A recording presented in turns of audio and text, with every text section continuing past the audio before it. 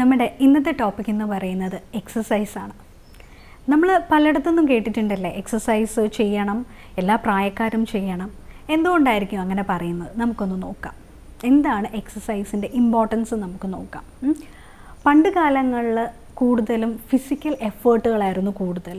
നമ്മൾ ഫിസിക്കലി ആയിരുന്നു കൂടുതൽ ജോലികൾ ചെയ്തുകൊണ്ടിരുന്നത്, മെൻ്റൽ എഫേർട്ട് കുറവായിരുന്നു. എന്നാൽ ഇന്നത്തെ കാലത്ത് ആൾക്കാരെ എടുത്ത് നോക്കുകയാണെങ്കിൽ കൂടുതലും സ്മാർട്ട് വർക്കിംഗ്, നമ്മുടെ ഇന്നത്തെ കാലം എന്ന് പറയുന്നത് സ്മാർട്ട് വർക്കിൻ്റെ കാലമാണ്. അപ്പോൾ ഇപ്പോൾ സംഭവിക്കുന്നതെന്ന് വെച്ചാൽ ഫിസിക്കൽ എഫേർട്ട് കുറയുകയും മെൻ്റൽ വർക്ക് കൂടുകയും ചെയ്യുന്ന കാലഘട്ടമാണ്.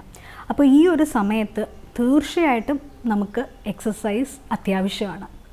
കാര്യം എന്ന് വെച്ചാൽ പണ്ട് കാലത്തൊക്കെ നമ്മൾ തുണി അലക്കുമായിരുന്നു, അമ്മിക്കല്ല്, ആട്ടുകല്ല് തുടങ്ങിയ ഒരുപാട് കാര്യങ്ങളുണ്ടായിരുന്നു. സ്ത്രീകൾക്കാണെങ്കിലും പുരുഷന്മാർക്കാണെങ്കിലും ഒരുപാട് ദൂരം നടക്കുക, അങ്ങനെയൊക്കെയുള്ള കാര്യങ്ങളാണ്. പക്ഷേ ഇന്ന് നമുക്ക് അതിനെല്ലാം ഒരുപാട് ഗാഡ്ജറ്റ്സുകൾ വന്നിട്ടുണ്ട്. ഒരുപാട് നമ്മുടെ ജോലി ഭാരം കുറയ്ക്കാൻ വേണ്ടിയുള്ള ഒരുപാട് മെഷീനറീസ് വന്നിട്ടുണ്ട്. അപ്പോൾ നമുക്ക് എളുപ്പമാണ് കുറച്ചും കൂടെ കാര്യങ്ങൾ ചെയ്യാൻ. പക്ഷേ അതിനനുസരിച്ച് നമുക്ക് അസുഖങ്ങളും കൂടി വരികയാണ്. അപ്പോൾ ആ ഒരു അസുഖങ്ങളെയും നമ്മുടെ പ്രതിരോധ ശേഷി കൂട്ടാനും അസുഖങ്ങളെ കുറയ്ക്കാനും ഒരുപാട് ഈ എക്സസൈസ് നമ്മളെ സഹായിക്കും. കാര്യം എന്ന് വെച്ചാൽ നമ്മുടെ ശരീരത്തിൽ ഒരുപാട് ജോയിൻസ് ഉണ്ട്, അറിയാമല്ലോ. ഒരുപാട് കയ്യിലായിക്കോട്ടെ, കാലിലായിക്കോട്ടെ, ബോഡിയിലായിക്കോട്ടെ ഒരുപാട് ജോയിൻസ് ഉണ്ട്.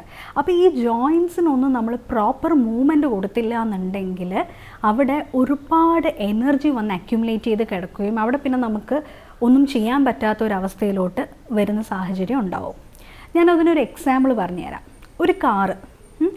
ഒരു കാർ ഒരുപാട് നാൾ സർവീസ് ചെയ്യാതെ ഇട്ടിരുന്ന എന്താ സംഭവിക്കുക? വർഷങ്ങളോളം അതിനെ സർവീസ് ചെയ്യാതെ ഇട്ടിരുന്നു കഴിഞ്ഞാൽ അതിൻ്റെ ഡോറ് തുറക്കുമ്പോഴത്തേക്ക് വേണമെങ്കിൽ ശബ്ദങ്ങൾ കേൾക്കാം. നമ്മൾ ഇച്ചിരി ഫോഴ്സ്ഫുള്ളി ആ ഡോറൊന്ന് തുറക്കാൻ നോക്കിയാലോ വേണമെങ്കിൽ ഡോറ് വേണമെങ്കിൽ പൊളിഞ്ഞ് കയ്യിലും വരാം, ഇല്ലേ? അപ്പോൾ നമ്മൾ അനക്കാതെ ഇട്ടിരുന്നു കഴിഞ്ഞാൽ കുറേ വർഷങ്ങൾ കഴിയുമ്പോൾ സംഭവിക്കുന്ന ഇതാണ്. ഇതുപോലെ തന്നെയാണ് നമ്മുടെ ഓരോ ജോയിൻസിലും സംഭവിക്കുന്നത്. ഫോർ എക്സാമ്പിൾ നമ്മുടെ ഷോൾഡർ എടുക്കാം. ഷോൾഡറിന് നമുക്ക് റൊട്ടേഷൻ പോസിബിളാണ്, ഇല്ലേ? ഷോൾഡർ റൊട്ടേഷൻ പോസിബിളാണ്. പക്ഷേ നമ്മൾ പ്രോപ്പറായിട്ട് ഈ റൊട്ടേഷൻ കൊടുക്കാതെ നമ്മൾ ഇങ്ങനെ മാത്രം മൂവ് ചെയ്തുകൊണ്ടിരുന്ന എന്താ സംഭവിക്കുക? കുറച്ച് നാൾ കഴിയുമ്പോഴത്തേക്ക് നമ്മൾ റൊട്ടേഷൻ ചെയ്ത് കഴിയുമ്പോൾ നമുക്ക് അവിടെ പെട്ടെന്ന് ഇൻഫ്ലമേഷനും പെയിനും വരാനുള്ള സാധ്യത കൂടുതലാണ്. അപ്പോൾ ആ ഒരു സാഹചര്യം ഒഴിവാക്കാൻ വേണ്ടിയിട്ടാണ് നമ്മുടെ ബോഡിയുടെ എല്ലാ ജോയിൻസിനും നമുക്ക് മിനിമം മൂവ്മെൻറ്റ്സ് കൊടുക്കേണ്ടതുണ്ട്. അതിന് വേറൊന്നും ചെയ്യേണ്ട, വാമപ്പ് എക്സസൈസുകൾ തന്നെ ധാരാളമാണ്. അപ്പോൾ ഈ വാമപ്പ് എക്സസൈസുകൾ നമ്മുടെ ജീവിതത്തിൻ്റെ ശൈലിയാക്കുക. ഡെയിലി ബേസിസിൽ ചെറിയ രീതിയിൽ എക്സസൈസ് ചെയ്തു വരിക. അതുപോലെ തന്നെ നമ്മുടെ കുഞ്ഞുങ്ങളെയും അത് ശീലിപ്പിക്കുക. വരുന്ന തലമുറയ്ക്ക് അത് വളരെ അത്യാവശ്യമാണ്. കാര്യം ഇനി ലോകം മുന്നോട്ട് പോകുമ്പോഴത്തേക്ക് ഒരുപാട് നമുക്ക് ജോലിഭാരം, ഫിസിക്കൽ എഫേർട്ട് കുറയ്ക്കത്തക്ക രീതിയിലുള്ള ഒരുപാട് കണ്ടുപിടുത്തങ്ങൾ വരും. അപ്പോൾ അതിനനുസരിച്ച് നമുക്ക് അസുഖങ്ങളും കൂടി വരാൻ സാധ്യതയുണ്ട്. അവിടെയാണ് ഈ എക്സസൈസുകളുടെ പ്രാധാന്യം.